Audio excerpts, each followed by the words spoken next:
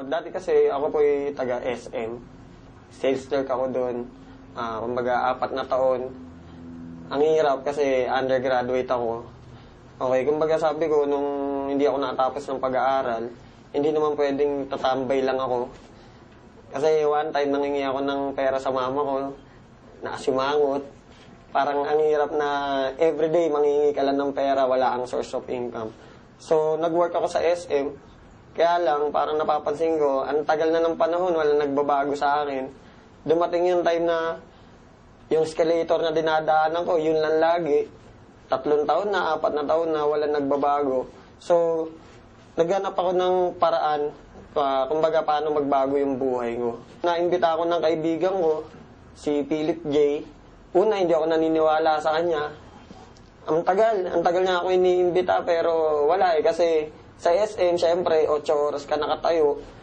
Kumbaga, pag day off ko, nagsisinungaling na lang ako, kunwari may lakad ako para hindi ako makapunta sa kanya. Pero yung time na nakita ko yung negosyo, isa lang sinabi ko, isa lang naisip ko, sayang. Sana pala nung una pa lang, iniimbita niya ako. Kumbaga, sumama na ako. Wala na nasayang na panahon. Kasi may nangyari sa akin, kaya ako kailangan pa ng dahilan para sumama ako sa kanya. Kasi last year, okay, nagka-baby ako. May 20 yun, May 20 sila pinanganak. Kaya lang, wala akong mga pambili ng gamot. Wala akong pang sustento. Kumbaga yun, nawala sila. Okay, nawala sila May 20. Libing nila May 21, yun yung birthday ko. Kaya yun yung nangyari sa akin. Iniimbita niya na ako nun before. Hindi ako sumasama, pero nung nangyari yun, nawala yung 2 kong anak, kambal yun. Sabi ko, hindi pwedeng maulit yan sa akin kasi sabi ko nga magulang mo mag-abroad, masakit para sa'yo, di ba? Anak mo pa kaya, ilibing mo sa araw ng kaarawan mo. Sobrang sakit. Sobrang pag naalala ko yun.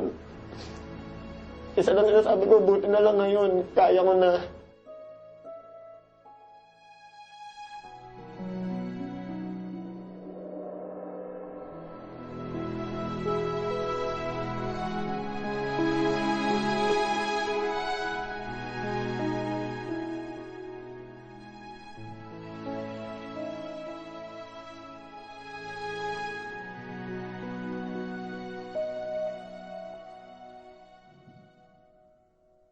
Imagine, pambili nung mga pangangailangan nung kambal ko, hindi ko mabili kasi wala akong pera, wala ako.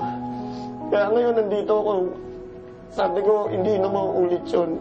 Kaya ngayon, sumama ako sa V-Mobile para hindi na maulit yung mga dati nangyari sa akin. Alam mo yung walang-wala ka, ay nabaho mo, pagsahod mo, bus ka agad, alam mo yun, parang bayad utang lang, trabaho, bayad utang ka, wala nangyayari. Kaya nung dumating yung nangyari sa akin na yun, sobrang sakit. Parang wala akong magawa. Sinabi sa akin ng mga doktor, wala daw pag-asa kasi 16.5 months, pero hindi naman ganun eh. Sinabi lang nila yun para wag ako masaktan. Ngayon, masasabi ko, umikot talaga yung buhay ko. Bawat minuto ng oras ko, bawat segundo, masasabi ko may kwenta na, may sense na. Okay, sa financial, napakalaki. Nabibili ko na yung mga gusto ko. Bata pa ako, naisip ko, ba't ang daming kotse, nakasakay ka sa bus, ang daming sasakyan, pero bakit pamilya namin wala? Okay, so ngayon, dito sa V-Mobile, kayang-kaya na. Kumbaga, magbibilang ka lang ng ilang buwan, gusto mo ulit bumili, kayang-kaya mo.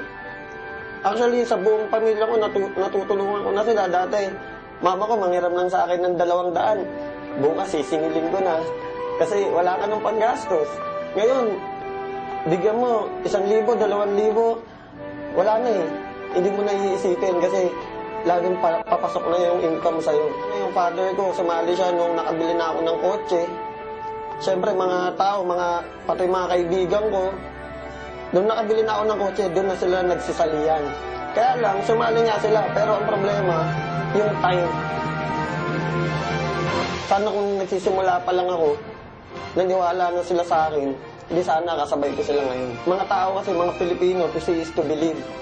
Actually, magulang ko, ganun din eh. Nung sinabi ko sa kanila yung negosyo, inintay pa nila na magka-resulta ako. Ayaw pa nga ako pag-resignin ng mama ko sa SM kasi sayang daw yung 13th month. Ma-advise ko lang, magtiwala ka. Kasi yun lang naman ginawa ko. Nagtiwala lang talaga ako. Unang-una kasi pwede mo isipin na imposible. Pwede mo isipin na walang mangyayari sa'yo dito. Pero once na inisip mo yun, talagang wala. Isipin mo lang na kaya mo. Magtiwala ka sa mga taong nakapaligid sa'yo.